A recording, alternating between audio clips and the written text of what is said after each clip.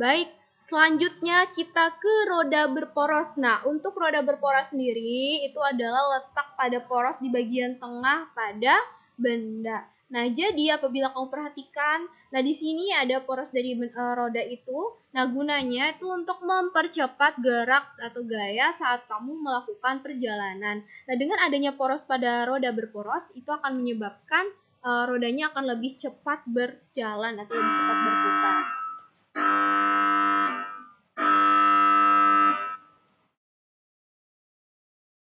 Assalamualaikum warahmatullahi wabarakatuh.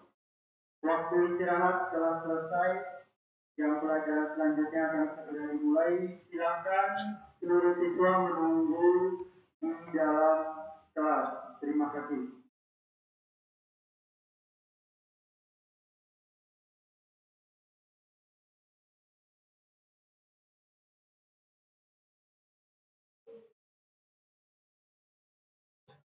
Oke, selanjutnya adalah roda berporos. Nah, untuk roda berporos ini sendiri, fungsinya itu adalah untuk mempercepat gerak suatu benda saat melakukan perjalanan. Nah, jadi fungsi poros pada roda atau pada ban itu untuk mempercepat gerak dari ban itu. Nah, contohnya pada sepeda ya. Nah, jadi dibuat adanya poros. Kemudian kalau pada sepeda motor itu adanya roda bergigi seperti ini. Nah, jadi fungsinya adalah untuk mempercepat gerak suatu perpindahan benda. Nah, coba kamu bayangkan, apabila ada sebuah roda yang tidak memiliki poros, yang tidak memiliki jari-jari seperti pada sepeda ini, kalau misalnya ini adalah kayu gitu ya, seperti papan, jadi ini tertutup, nah tentu saja dia geraknya akan lebih lambat. Nah, geraknya akan lebih memperlambat perjalanan. Nah, kenapa? Karena adanya gaya gesekan dengan udara. Nah, sedangkan pada roda berporos itu dia punya jari-jari, jadi udaranya itu tidak mengalami gesekan dengan benda sehingga menyebabkan gerak benda menjadi lebih cepat. Oke, selanjutnya kita ke bidang miring. Nah, kalau bidang miring ini sendiri, itu dia memiliki sedikit perbedaan. Nah, jadi kalau rumus usaha itu adalah W sama dengan F dikali S, nah, kita bisa menurunkan rumusnya menjadi gaya berat dikali ketinggian sama dengan F dikali S. Nah, karena antara gaya beratnya dengan ketinggiannya itu dia sejajar. Nah, sama-sama ya, searah. Sedangkan untuk S dan juga F itu mereka juga sejajar. Nah, jadi mereka itu tidak berlawanan, tidak bertolak belakang seperti ini ya. Nah, jadi mereka itu seperti searah. Nah, sama-sama searah. Kemudian dapat kita rumuskan untuk mengetahui keuntungan mekaniknya bisa menggunakan rumus Km sama dengan W per F atau bisa juga S per H. Nah, yang penting kalau W itu dia lawannya F, kalau S itu lawannya H, begitu. Nah, jadi kamu cukup mengingat rumus ini saja, WH sama dengan F dikali S. Oke, contoh dari bidang miring itu fungsinya apa? Kenapa harus dibuat miring? Karena tujuannya untuk memperkecil usaha yang kita gunakan. Nah, jadi saat seseorang itu akan mendorong sebuah benda, tentu saja dia memerlukan sebuah bidang miring yang memiliki sudut tertentu.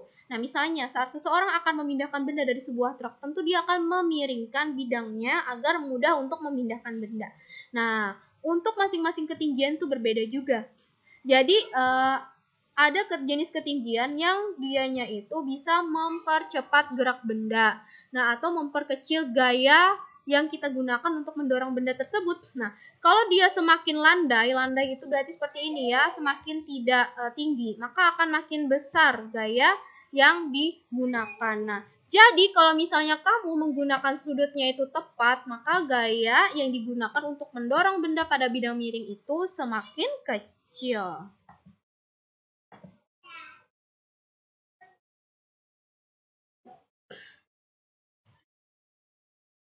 Oke, selanjutnya ada pengungkit atau tuas. Nah, untuk pengungkit atau tuas itu, dia terdiri atas 3 bagian. Yang pertama ada titik tumpu. Yang kedua ada kuasa dan yang ketiga ada beban. Nah, jadi ciri-cirinya mereka memiliki 3 jenis ini. Nah, untuk jenis-jenis pada pengungkit atau tuas itu sendiri terbagi menjadi 3. Yang pertama ada titik tumpu jenis pertama, titik tumpu jenis kedua, dan titik tumpu jenis ketiga. Nah, untuk titik tumpu jenis pertama, kamu cukup ingat apa yang di tengah. Kalau yang di tengah itu adalah titik tumpu, itu artinya dia jenis pertama. Contohnya gunting. Kalau yang di tengah adalah beban, berarti itu jenis kedua. Berarti contohnya pembuka biji atau pembuka botol. Yang ketiga itu penjepit gorengan karena kuasanya itu ada di tengah. Nah, contohnya seperti pada gambar ya. Jadi kamu cukup mengingat urutannya saja. T, B, K. T, titik tumpu, B, beban, dan K, kuasa. Jadi singkatannya adalah TBK. Kalau T titik tumpu di tengah itu jenis 1, kalau B itu jenis kedua, beban, dan K, kuasa itu jenis ketiga. Jadi kamu ingat saja contohnya dan letak siapa yang di tengah. Apakah titik tumpu, apakah beban, dan kuasa. Serta ingat contohnya. Begitu ya. Oke, kemudian untuk mengetahui berapa keuntungan mekanik pada pengungkit itu rumusnya sama, Km sama dengan W per F. Nah, jadi untuk mengetahui W per F ini juga sama, kamu bisa menggunakan rumus berat, yaitu W sama dengan massa dikali gravitasi, atau kamu juga bisa menggunakan rumus keseimbangan, yaitu F dikali LK sama dengan W dikali LB. Nah, ayo kita coba kerjakan contoh berikut ini.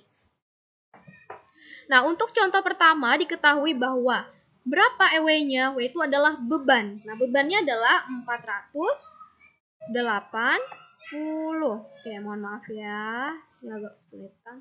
Nah, kemudian berapa kuasanya? Kuasa itu berapa yang kamu berikan untuk menarik atau mendorong atau memindahkan benda. Ternyata kuasanya adalah 160, berarti F-nya 160. Oke, kemudian berapa kira-kira LB-nya? LB-nya itu lengan beban, berarti jarak antara beban ke titik tumpu, yaitu 25 cm. Kita ubah ke meter, jadinya 0,25. Oke, nah selanjutnya berapa LK-nya? LK itu jarak antara titik tumpu ke kuasa, tidak diketahui. Maka kita mencari LK-nya. Nah, jadi kita tinggal masukkan saja rumus F kali LK sama dengan W kali LB. Nah, F-nya tadi 160. Kemudian LK-nya berapa? LK-nya tidak diketahui. Nah, kemudian kita masukkan W-nya. W-nya berapa? W-nya itu 480.